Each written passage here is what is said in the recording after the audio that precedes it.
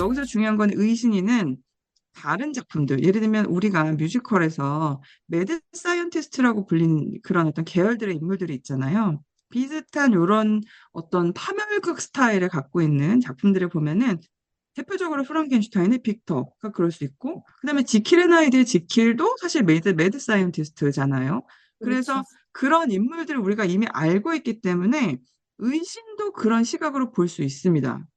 그쵸. 왜냐면은 혈액 연구를 계속 해왔고, 그리고 자기가 뱀파이어로 변한 이후에도 계속 실험을 하거든요. 근데 여기서 중요한 포인트가 있어요. 의신은, 뭔가를 파멸시키기 위해서, 파괴시키기 위해서 실험을 하는 게 아니라 다시 자기를 인간으로 돌릴 수 있는 실험을 하는 거예요. 그러니까 이 의신의 실험은 굉장히 뭐랄까, 인류애적인 실험이라고 해야 될까요? 음. 인간을 위한 실험을 하는 거죠. 그리고 여기에서 케이도 인간으로 돌리고 싶은 거예요. 자기를 인간으로 돌리고 싶은 것뿐만 아니라 케이도 인간으로 돌리고 싶은 거예요. 그러니까 의신이가 다른 작품들에서 보여지는 매드 사이언티스트하고는 결을 달리하는 인물로 이 작품에서는 보여지는 겁니다. 그러면서 제가 뒤에는 조금 스포일러성이기 때문에 더 이상 말씀을 다 드리진 않겠는데 여기까지만 자세하게 얘기를 하려고 하는데 그 이유는 뭐냐면 이때부터 이 작품이 어떤 시선으로 보여지냐면 약간 버디물처럼 보여져요. 버디물. 남남의 이런 어떤 브로맨스류의 작품처럼 보여지는 거예요. 예, 오. 왜냐하면 이 의씨가 결국 성공하거든요. 얘는 혈액 연구를 하는 사람이기 때문에 이제 성공을 합니다. 인간으로 돌리는 실학을 이제 개발을 해요. 그리고 여기서 조금 더 재밌는 거. 지킬 앤 하이드랑 약간 비슷한 노선이 있어요. 왜? 이거를 자기한테 계속 주사를 하거든요. 실험을 자기한테. 왜냐면은 자기가 뱀파이어로 변했기 때문에 본인한테 주사를 해야 자기가 다시 인간으로 돌아올 수 있는 거니까 계속 주사를 하는데 주사를 하면 할수록 어떤 일이 벌어지면 내성이 생기는 거야. 그러니까 안 들어. 이 음. 시약이 자기한테 안 들어요. 그래서 결국에 마지막에는 시약 개발에 성공을 하는데 자기는 그것의 혜택을 못 누리는 거죠. 그리고 너무나 의신이가 피폐해져 가니까 케이가 대신 자기한테 그걸 주사를 해버려요. 더 이상 너 그만해. 너 너무 망가지고 있어. 그러니까 여기서부터 완전 버디물인 거야. 완전 브로맨스처럼 보이는 거죠. 그래서 그만해, 그만해. 그러면서 의신이가 개발했던 그 시약을 자기한테 넣어버리는데 앞불싸. 그때 이미 이 시약은 성공한 상태였다. 그래서 케이는 인간으로 변하기 시작했다. 와. 그런데, 예, 그런데 문제는 뭐냐. 여기서 명렬입니다. 명렬이가 살짝 그 안타고니스트거든요. 그래서 이 명렬이는 K가 어떤 존재인지 알게 돼요. 그리고 그 K의 혈액이 불멸의 존재를 만들 수 있다는 사실을 깨닫게 됩니다.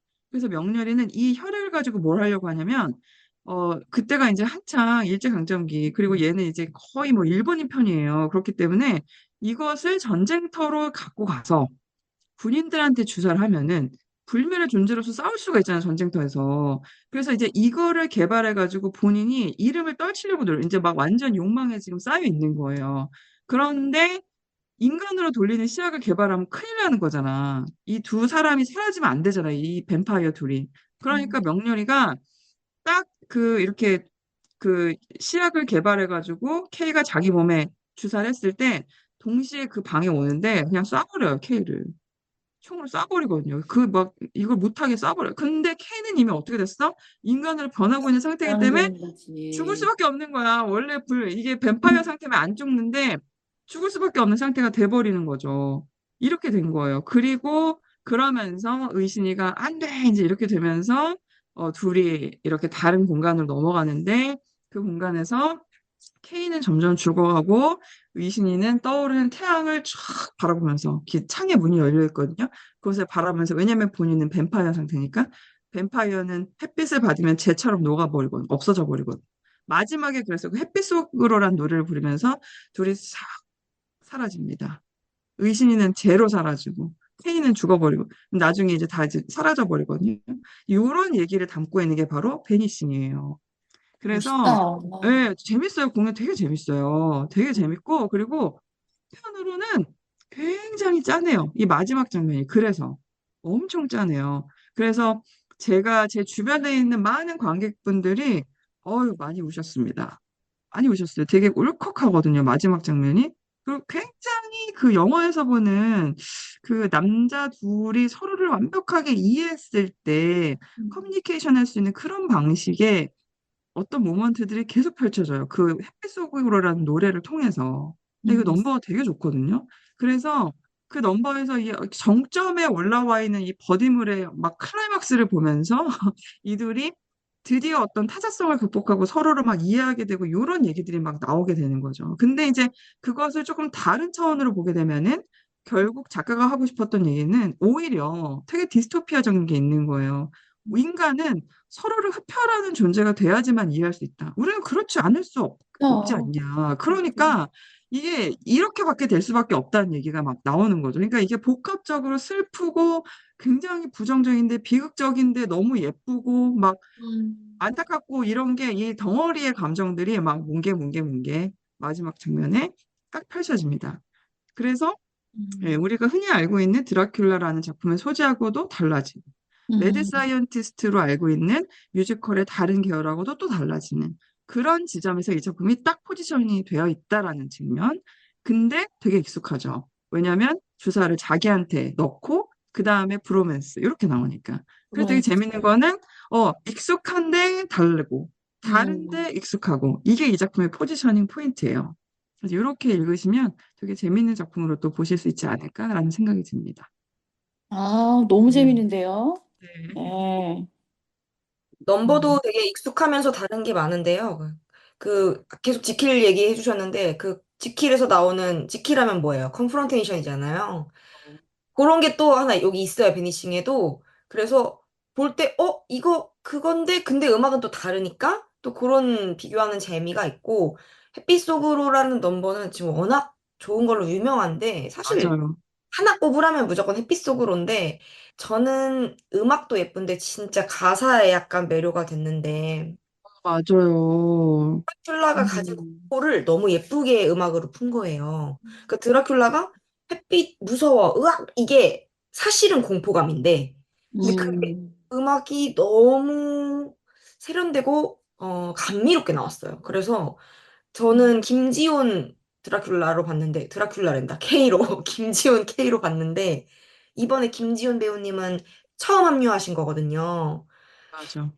근데 이제 역대 K들, 그러니까 아까 말씀하신 클래식한 버전, 옛날에 개발부터 해오셨던 분들이 있는가 하면, 이 지훈 배우님은 이번에 합류하셨다 보니까 약간 소년미가 있더라고요.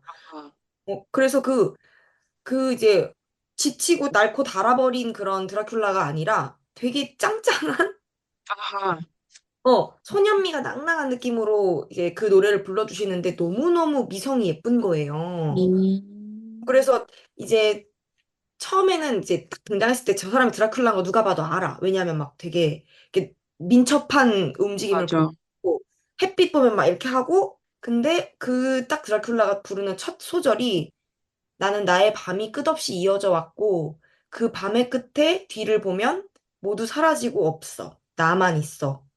그리고 나는 여름날의 찬란한 햇빛을 그 햇빛이 날 태워버린다고 해도 잠시라도 느껴보고 싶어. 이런 가사로 풀거든요. 너무 이쁜 거죠. 그러니까 미워할 수 없어. 드라큘라고 흡혈인데 미워할 수 없는. 그래서 저는 약간 초반에 K한테 약간 몰입돼가지고 K 정서로 끝까지 봤던 네, 그런 그러니까, 작품입니다.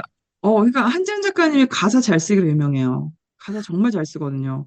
햇빛 속으로 가사를 제가 잠깐 읊어드리겠습니다. 정말 와, 가사가 너무, 좋은데, 너무 좋아. K가 이렇게 말하죠. 나의 밤은 끝없이 이어져 왔어. 밤의 끝에 쫓기고 달리다 문득 뒤를 보니 모두 사라지고 없어. 그러면서 부서지는 햇빛 속 누군가와 손을 잡고 걸어가는 모습. 잡고 싶지만 멀어져. 여름날의 찬란한 햇빛. 나를 태워버린다 해도 잠시라도 느껴보고 싶었어. 이렇게 갑니다. 진짜 가사가 너무 좋고요. 이러면서 마지막에 둘이 막 서로 죽을 걸 알면서도 손을 잡고 막 이러거든요. 이게 음, 관객분들이 좋아할 만한 내용들을 그냥 요소들을 다 묶어놨네요, 보니까. 완전 그렇죠. 완전 드라큘라의 그렇죠. 핵심에다가 브로맨스에다가 거기다가 또 확장을 하면은 우리 인간 삶에 대한 철학까지도 같이 공명할 수 있는, 와, 한지은 작가님 음. 대단하시네요. 한지은 작가님 정말 대본 잘 써요. 정말 잘 그러니까, 쓰고, 예, 진짜 가사는 기가 막히고요. 그러니까. 정말 너무 훌륭하신 분입니다. 그, 사실 되게 재밌는 게 드라큘라, 그러니까 뱀파이어를 이렇게 부정적이지 않은 존재? 그러니까 뭔가 되게 음. 이지적인 느낌으로 표현하거든요. 그리고 이 작품에서 되게 재밌는 건 서양인들에게 물려서 이렇게 됐어요. 이양선에 들어갔다가 그 이양선이 되게 호기심이 있어가지고 어, 조선인 이 K가 어떤 이름을 모르는 어떤 애가 남자애가 호기심에 가득 차가지고 조선에 온 서양인들의 이양선에 들어갔다 물리는 거거든요. 설정이 이래요. 그러니까 이런 동서양의 어떤 대비, 어떤 그런, 마주침 이런 것도 이제 이 작품 안에 있는 거예요. 그런 설정을 할 수 있다라는 게 너무 매력적이네요. 그죠. 굉장히 큰 얘기들인데 설정을 굉장히 또 재밌게 잘 재밌게 내놓으셔서 잘했네요, 진짜. 예, 그래서 제가 베니싱이 왜 인기가 있는지 보고 딱 음. 그냥 파악이 되더라고요. 그냥 거의 뭐 관객객 꽉꽉 찹니다, 정말. 꽉꽉 아니, 차고. 본인이 드라큘라가 되고 싶어서 된 것도 아니고, 그렇게 그러니까. 해서 또 됐는데, 나중에 또 난 사람이 될 수 있는 그런 상황에도 불구하고 막 죽어가. 막 얼마나, 그런, 정말 아, 관객들이 정말 가슴을 졸이면서 보실 작품이네요. 정말 심장을 말만, 쥐어뜯어요, 다들 그러니까, 보시면서. 아, 쥐어뜯어요, 진짜로. 그리고 저 명렬이야! 막 이러거든요. 그럴 것 예. 같아요. 네, 그래서 명렬을 연기하는 배우들이 조금 외롭죠. 외로울 그럴 수밖에 수도 없어요. 있겠 이 포지션 때문에 예, 외로울 수밖에 없습니다. 그러나 이 세 사람이 만드는 케미가 너무 재밌고요. 그리고 배우들도 이렇게 재밌기 때문에 공연이 굉장히 집중도가 높아요. 음. 예, 그렇게 흘러갑니다. 그래서 저는 5점 만점에 4점 한 7 예, 정도로 네. 레퍼토리의 힘이라는 것이 바로 이것이다. 이걸 보여주는 예, 작품이라고 생각합니다. 대학로 레퍼토리 힘은 바로 이런 것이다. 라는 걸 정확하게 보여주는 작품이다. 라고 평가할 수 있을 것 같습니다.